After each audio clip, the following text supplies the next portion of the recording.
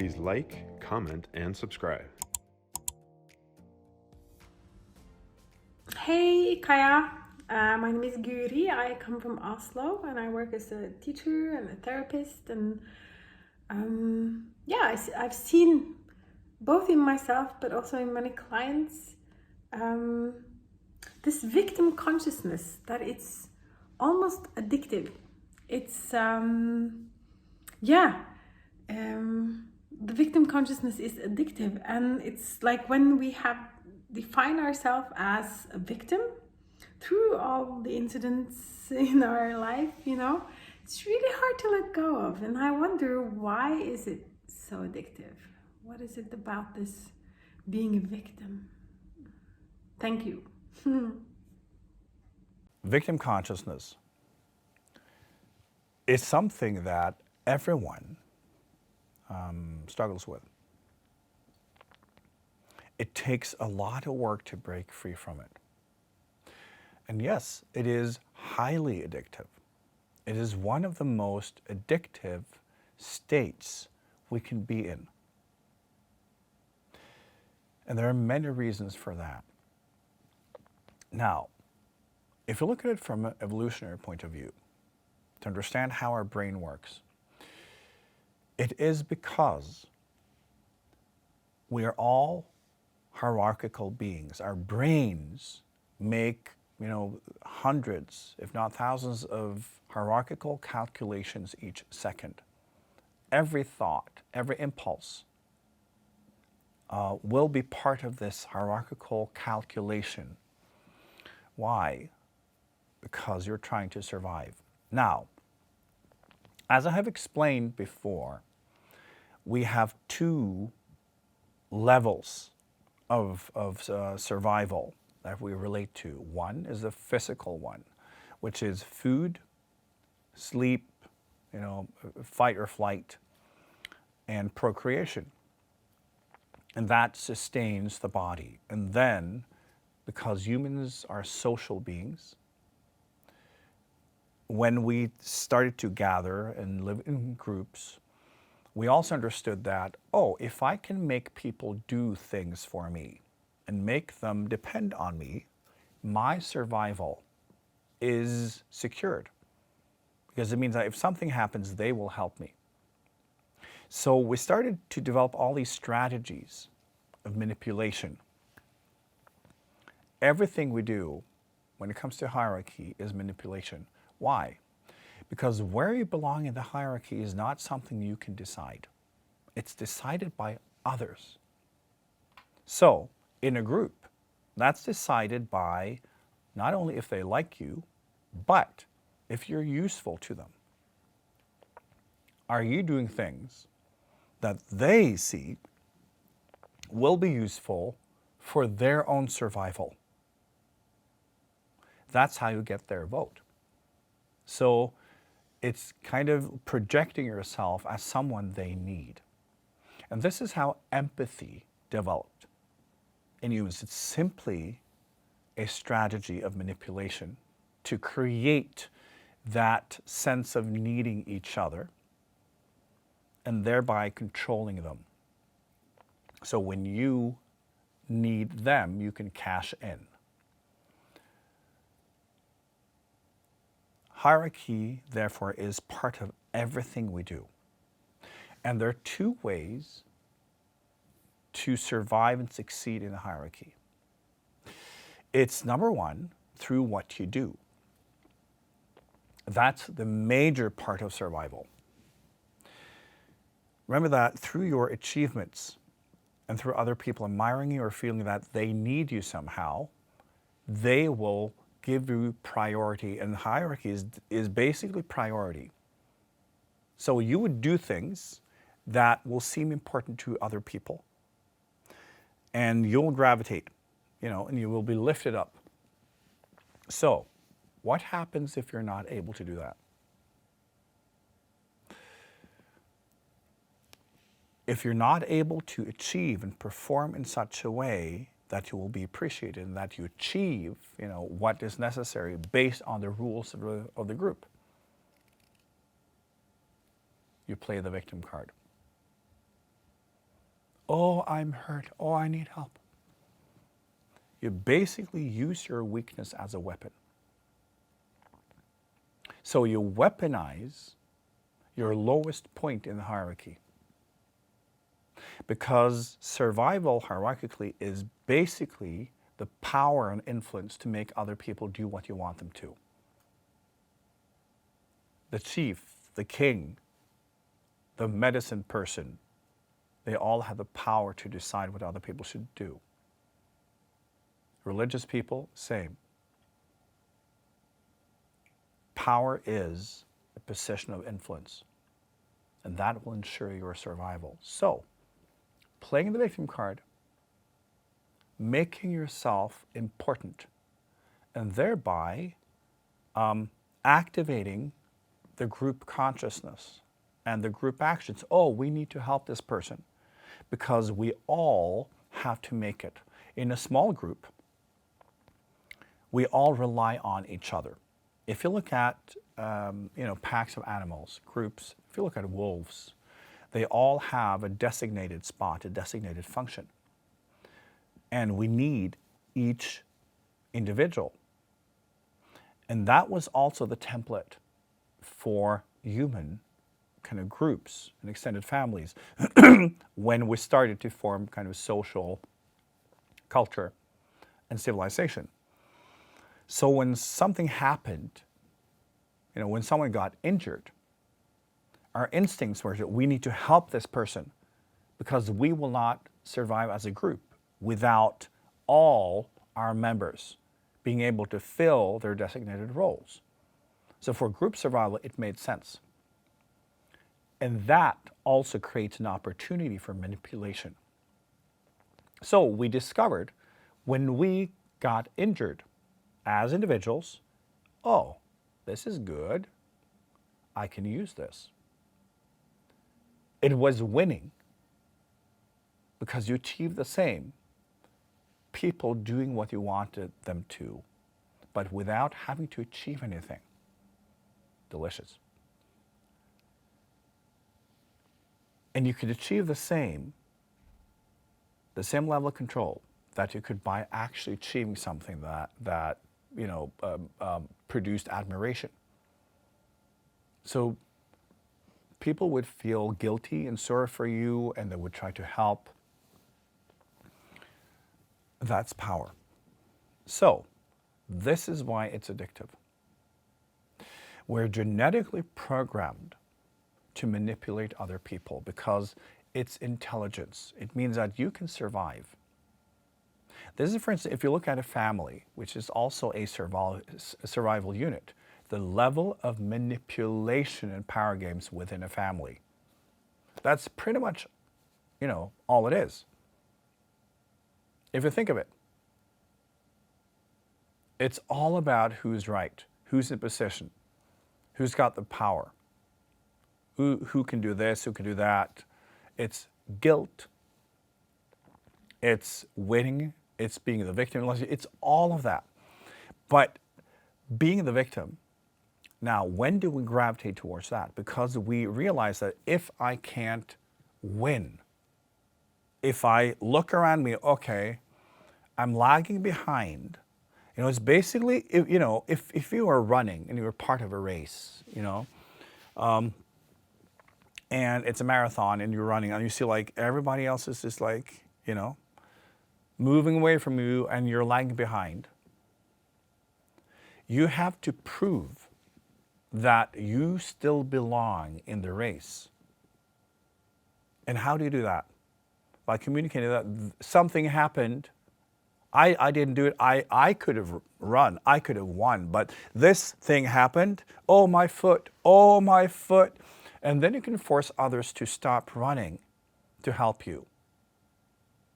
And then you diffuse everything because, you can create the story that you can tell yourself that, if it wasn't for this, then I would totally have won the whole thing. And you can convince other people of the same thing because they don't know. Because you're lagging behind because of your foot, not because you didn't run fast. So it's an opportunity to control the narrative. And that's the whole purpose of it. You will win. And from a survival point of view, winning is surviving. Remember that when you are weak in a group, the greatest fear is to be pushed out, that they don't need you anymore. Because as we kind of developed group consciousness and group dynamics, that was death. And in the old days, in most communities, in most civilizations around the world, being kind of cast out of the town, of your community, that was the worst punishment you could get. So that fear was real. And when you were completely kind of useless, you didn't, achieve what you were supposed to, faking an injury would do it. You would get power, you would get attention, you would get food, and you could control the narrative. Because now everyone would understand, of course, you couldn't do your tasks. Something happened, and how can I help you? And this became such a successful strategy that those who did this survived. They won. So that's why it's part of our genetics today, because it was a very successful survival strategy. So you have the achievers, because that's one way of winning. And being a victim is a different way of winning. And just think of what you do in yourself. When you go into that victim energy and victim state of consciousness, it's basically so you can tell yourself, it's not my fault. I didn't do it. Something happened. It's them. And if it wasn't for this, then I would totally win. And the thing is, drawing attention to yourself by feeling sorry for yourself, it is a weapon. It does work. This is why we do it. And once we have a weapon that works, once we achieve survival, through that tool or weapon, why would we give it up? Because when we kind of fall into that trap of victimization, the brain will say that this is all you got. You prove that you're not able to achieve, it's this or death. So this becomes your number one survival tool. And then from that position, it's very difficult to decide that I will go out there and win. The risk is too big because number one, then people will see that, oh, okay, well, you can obviously walk by yourself, so you're fine, aren't you? Back into the race, and you know that most likely you won't make it. So why would you risk it? So your mind will kind of go back to that space of victimization. And the thing is, we live in a very different world now. We don't live in small groups. We don't depend on each other the way we used to. We depend on society. We depend on the stores being open. We depend on, our work.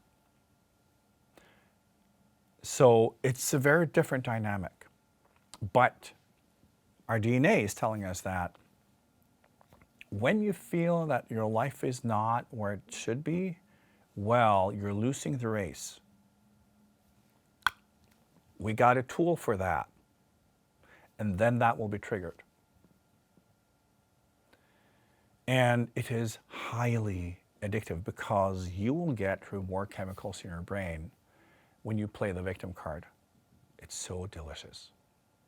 Very few things are more delicious than victimization.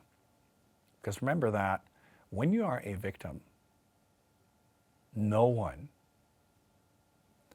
can contradict you because that's immoral. This is also part of the group dynamic. The victim is always right. So you gotta play it, and we expect as people when we are in that energy that people should come running. And today, they will not necessarily come running to your rescue because society works differently. They do not depend on you because that is the response mechanism. We respond to a victimization because we depend on that person for our own survival.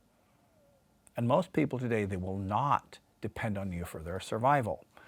But then your DNA tells you that, well, you obviously, didn't do it right. You need to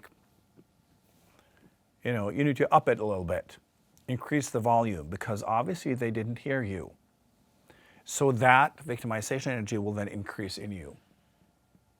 And you will walk around like you're half dead and feel very sorry for yourself, just waiting for people to discover, your big injury, because your DNA tells you that they depend on you. You just have to be visible. And the victimization today is theater. It is theater as survival technique. It's drawing the attention, making other people believe that you're injured. So this is part of why we just move into this extreme victimization sometimes, because we just believe that if I say it loudly enough, they will come. And they don't. And we get frustrated because this should work. Your DNA tells you that this has been working throughout all of evolution, so it is working. So we get stuck because we have these programmings telling us that this is the right strategy. You can just sit there and they will serve you. You do have the power. This is why victimization comes with entitlement. And that's part of why it's so wonderful. If you can sense, we all have it, but if you connect now with victim consciousness and energy in you, you can also feel that there's a lot of entitlement. I'm a victim, so I should be helped. I should have this. I should have that. People should help me. I demand better service. And often when people are in a victim consciousness, they start behaving with entitlement. They demand things because it's the least people can do because I'm suffering. It's that thing.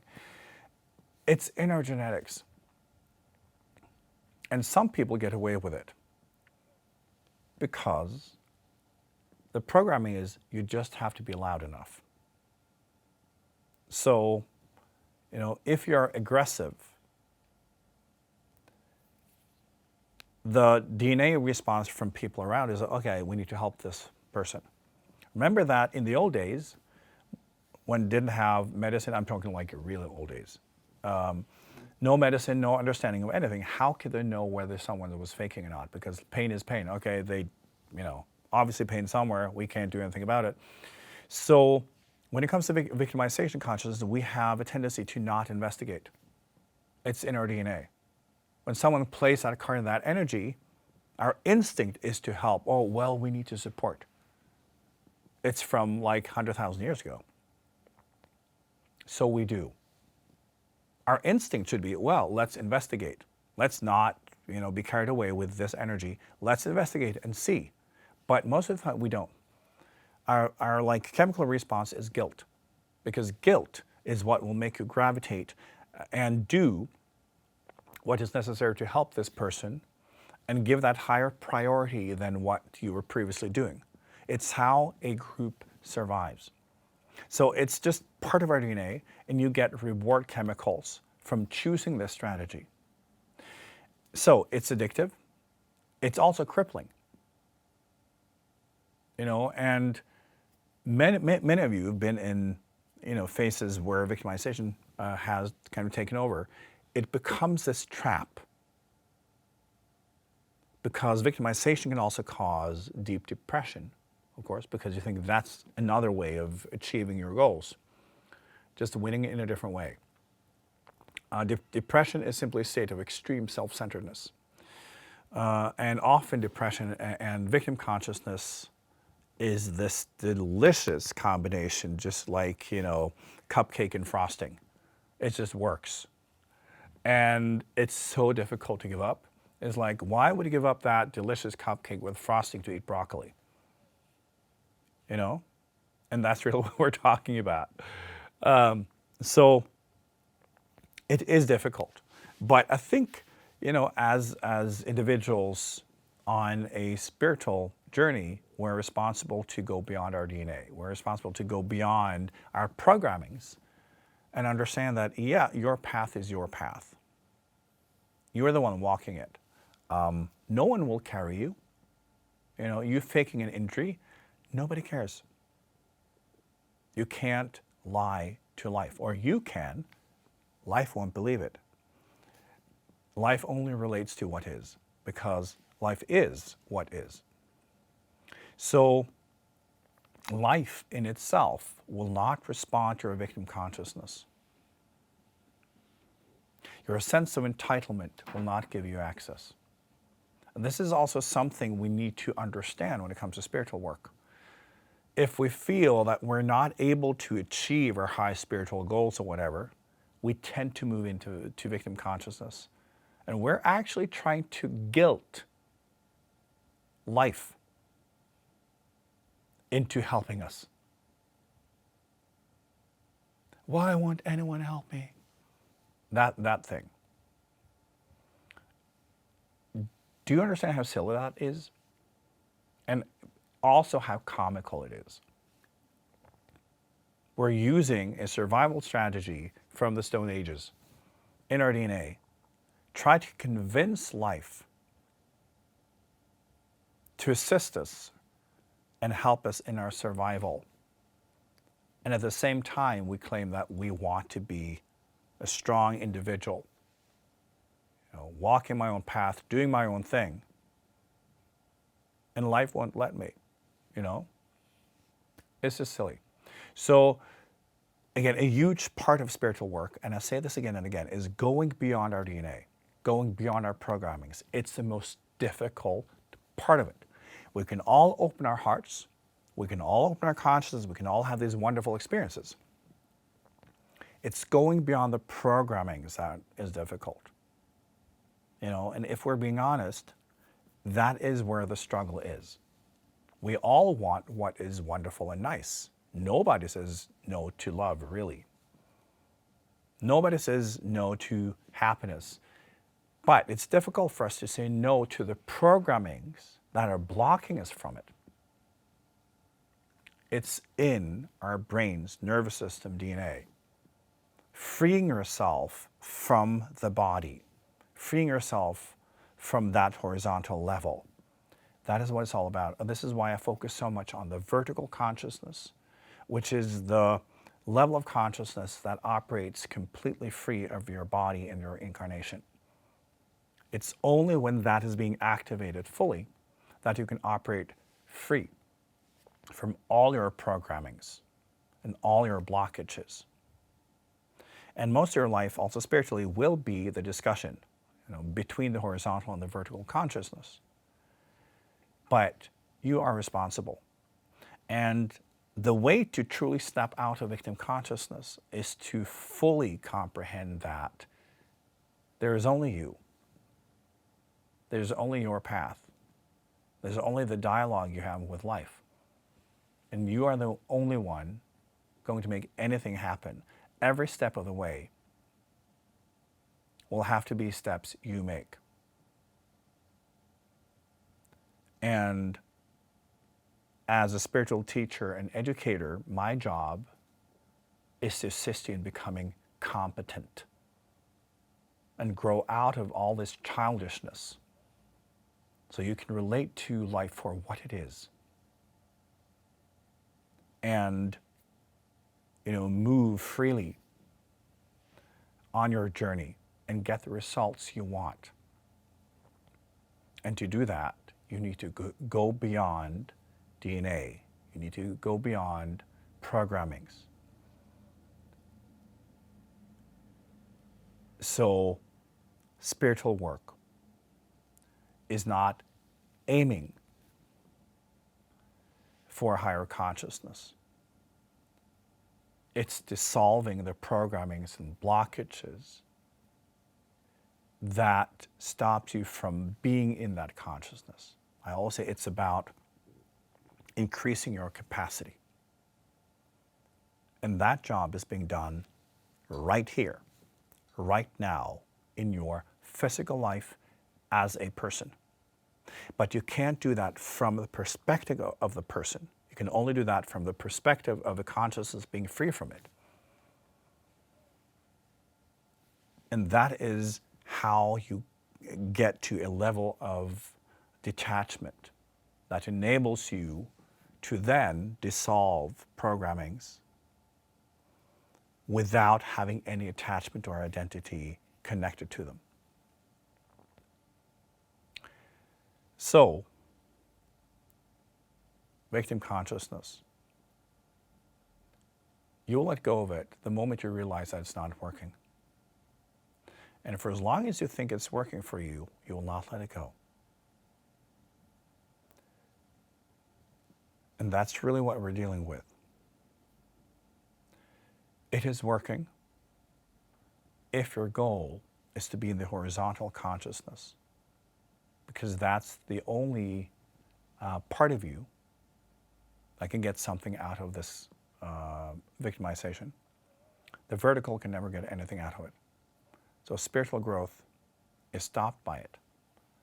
So you need to look like, where are you? Where do you want to be? Because you cannot be a victim and expand spiritually. The choice is yours.